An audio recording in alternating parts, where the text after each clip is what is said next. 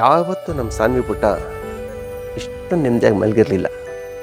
ಇವತ್ತು ಈ ತಾಯಿ ಮಡ್ಲಲ್ಲಿ ಬೊಂಬೆ ಥರ ಮಲಗಿರೋದನ್ನು ನೋಡಿದ್ರೆ ಮನಸ್ಸಿಗೆ ಎಷ್ಟೋ ಸಮಾಧಾನ ಆಗುತ್ತೆ. ಆ ದೇವ್ರು ನಿಮ್ಮನ್ನು ಚೆನ್ನಾಗಿಟ್ಟಿರಲಿ ತಾಯಿ.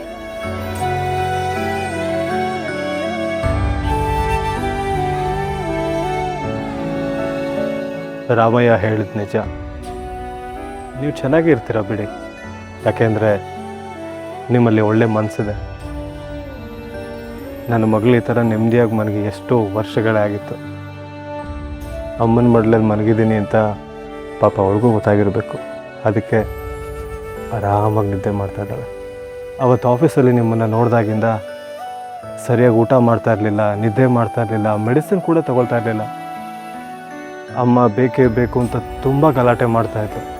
ಸಿಕ್ಕಿದ್ದನ್ನೆಲ್ಲ ತಗೊಂಡು ಎಸಿತಾ ಇದ್ಲು. ಅವಳಿಗೆ ಯಾವ ರೀತಿ ಕಂಟ್ರೋಲ್ ಮಾಡಬೇಕು ಅನ್ನೋದೇ ಗೊತ್ತಾಗ್ತಾ ಇರಲಿಲ್ಲ. ಆದರೆ ಈಗ ನೋಡಿ, ನಿಮ್ಮ ಮಡ್ಲಲ್ಲಿ ಹಾಯಾಗಿ ನಿದ್ದೆ ಮಾಡ್ತಾ ಇದ್ದಾಳೆ.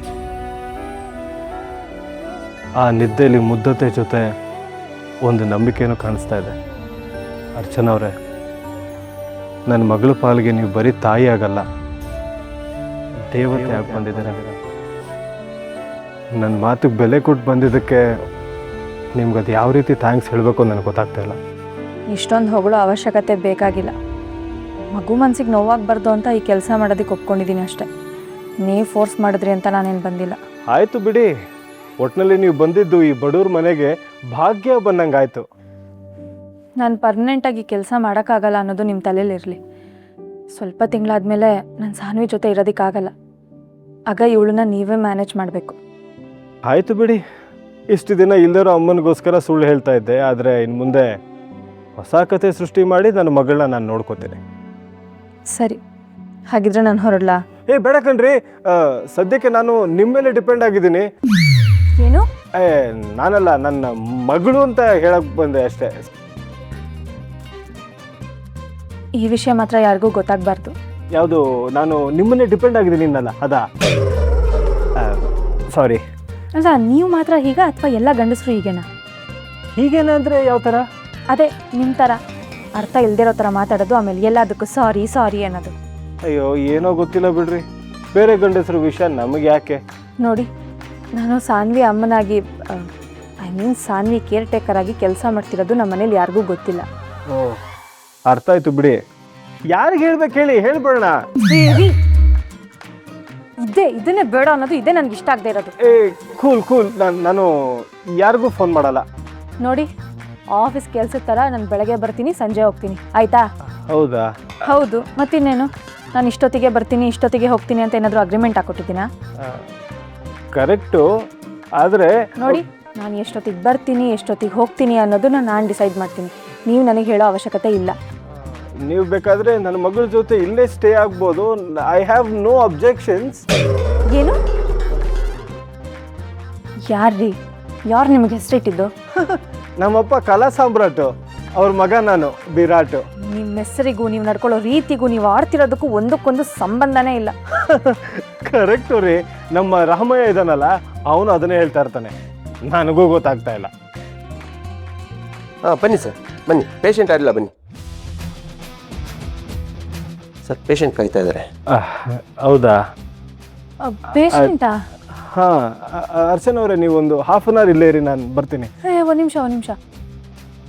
ನಿಮ್ಮ ನೋಡೋಕೆ ಪೇಷಂಟ್ ಬಂದಿದ್ದಾರೆ? ಹೌದು. ಅಂದರೆ ನೀವು ಸೈಕಾಲಜಿಸ್ಟ್ ವಿರಾಟ್.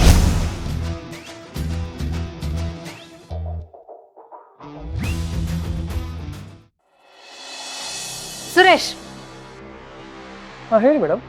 ನಾನು ಕಳ್ಸಿದ ಪ್ರಾಜೆಕ್ಟ್ ಫೈಲ್ನ ಯಾಕೆ ಇನ್ನೂ ಮೂವ್ ಮಾಡಿಲ್ಲ? ಅದು ತುಂಬಾ ಇಂಪಾರ್ಟೆಂಟ್ ಅಂತ ನಾನು ನಿಮಗೆ ಹೇಳಿದ್ದೆ ತಾನೇ. ಇನ್ನು ಎಷ್ಟು ದಿನ ಆಗುತ್ತಾ ಕೆಲಸ ಮಾಡೋದಕ್ಕೆ? ಮೇಡಮ್, ಅದು ಇನ್ನೊಂದು 2 ಡೇಸಲ್ಲಿ ಕಂಪ್ಲೀಟ್ ಆಗ್ಬಿಡುತ್ತೆ ಮೇಡಮ್. ಈ ಕೆಲಸ ನನಗೆ ಇಂಪಾರ್ಟೆಂಟ್ ಅಂತ ಹೇಳಿ ನಿಮ್ಗೆ ಎಷ್ಟು ದಿನ ಆಯ್ತು? ಆದ್ರೆ ಇನ್ನೂ ಪೆಂಡಿಂಗಲ್ಲಿ ಇಟ್ಟಿದ್ದೀರಲ್ಲ.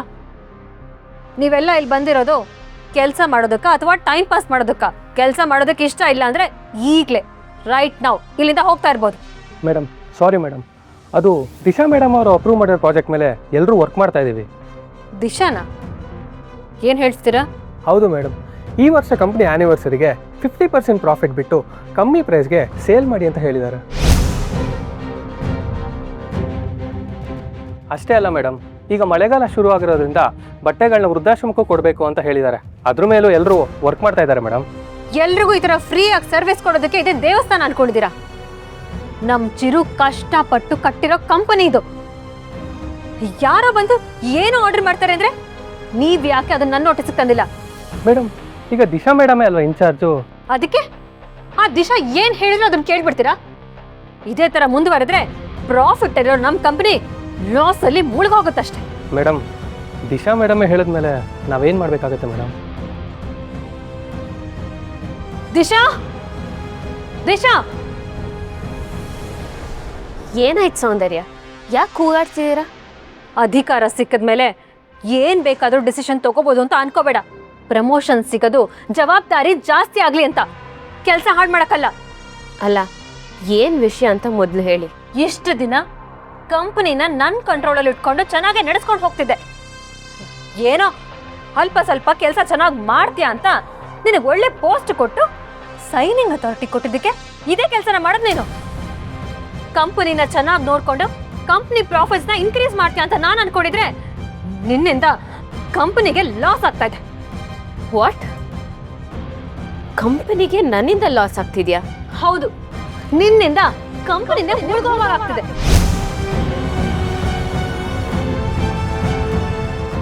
ಯಾಕಮ್ಮ ಸೌಂದರ್ಯ, ಏನಾಯ್ತು? ಯಾಕೆ ಹೋಗ್ತಾ ಇದೀಯಾ? ಇನ್ನೇನ್ ಮತ್ತೆ, ಅನಾಥಾಶ್ರಮ, ವೃದ್ಧಾಶ್ರಮ, ದಾನ, ಧರ್ಮ ಅಂತ ಕಂಪನಿ ದುಡ್ಡೆಲ್ಲ ವೇಸ್ಟ್ ಮಾಡ್ತಾ ಇದ್ರೆ ಕಂಪನಿ ಮುಳುಗೋಗ್ತಾ ಇನ್ನೇನಾಗುತ್ತೆ? ಸೌಂದರ್ಯ, ಕಾಮ್ ಡೌನ್. ಇದು ನಮ್ಮಿಬ್ರು ವಿಷಯ. ಎಂಪ್ಲಾಯೀಸ್ ಮುಂದೆ ಎಲ್ಲ ಆರ್ಗ್ಯುಮೆಂಟ್ ಮಾಡೋದು ಬೇಡ. ಬನ್ನಿ, ಕ್ಯಾಬಿನ್ಗೆ ಹೋಗಿ ಮಾತಾಡೋಣ.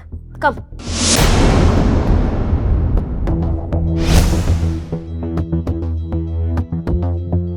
ಕಮ್ ಸೌಂದರ್ಯ.